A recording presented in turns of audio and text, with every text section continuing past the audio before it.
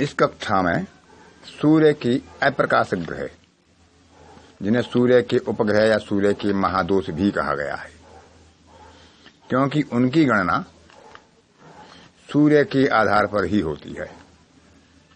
इनकी संख्या 5 है।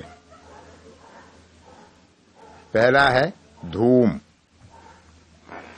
व्यतिपात, परिवेश, चाप और उपकेतु। इस तरह 5 संख्या हैं। धूम को ज्ञात करने के लिए जो सूर्य स्पष्ट होते हैं उनमें 4 राशि, 13 अंश और 20 कला जोड़ने पर हमें धूम प्राप्त होता है।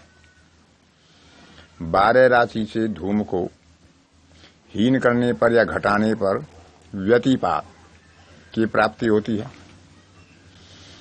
व्यतिपात में 6 राशि जोड़ने से हमें परिवेश की प्राप्ति होती है।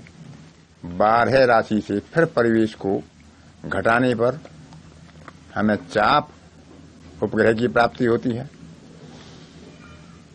और चाप में 16 अंश और 40 कला जोड़ने पर उपकेतु की प्राप्ति होती है। उपकेतु ठीक सूर्य से 1 राशि पीछे होता है। यह हमारी गणना की स्पष्टता के लिए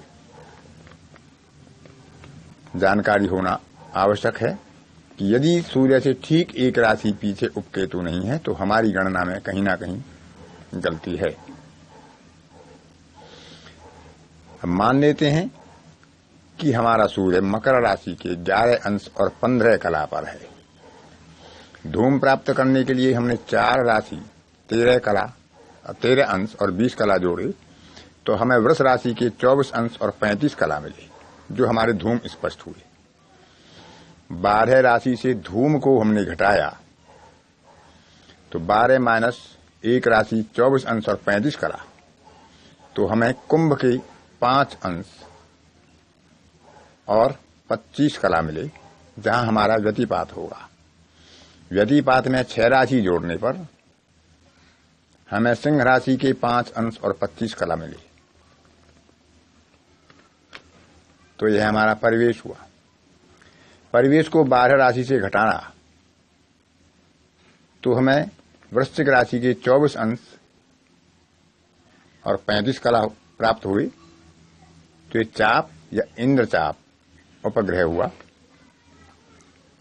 चाप में हमने 16 डिग्री और 40 मिनट या 16 अंश और 40 कला को जोड़ा तो हमें धनु राशि के 11 अंश और 15 कला प्राप्त हुए, जो मकर राशि के 11 अंश और 15 कला से ठीक 30 डिग्री पीछे हैं।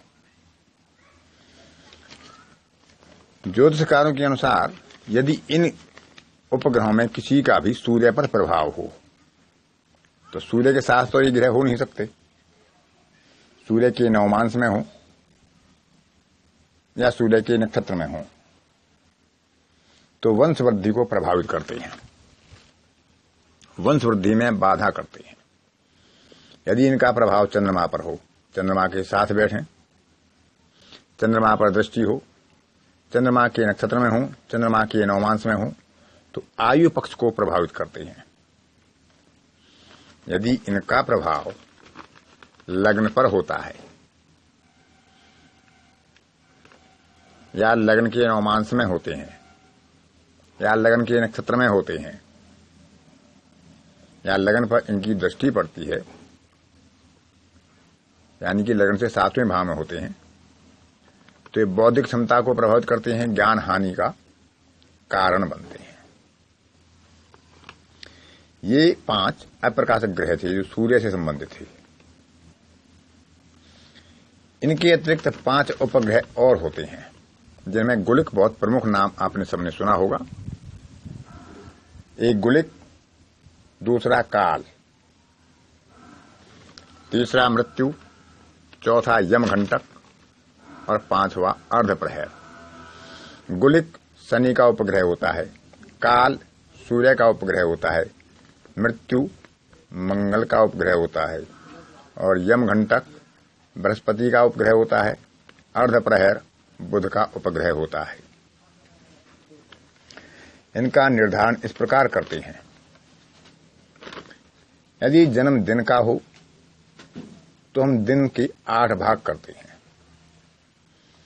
और जो दिन का स्वामी है पहला खंड उसका अपना होगा, और इस तरह क्रम से हम 7 खंड 7 दिनों के स्वामियों को देते हैं। 8वां खंड हमारा रिक्त होता है।